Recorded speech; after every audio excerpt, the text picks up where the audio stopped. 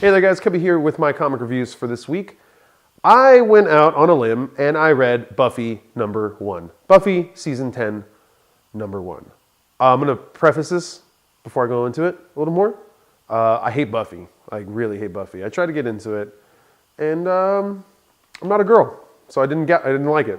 That's straight up. I love the movie way more than the show, just because the show was like, I couldn't like really get into it. So I decided, you know what? Get over yourself, bro, and try it out. You never know. And I'll be honest, I enjoyed some of the dialogue. I thought it had some cool little nods to certain things that I enjoy in pop culture.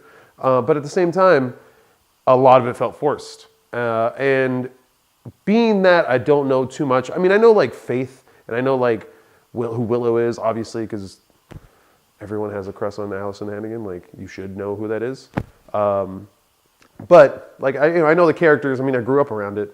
I just don't know the story, and no problem whatsoever to kind of follow this, which was kind of cool.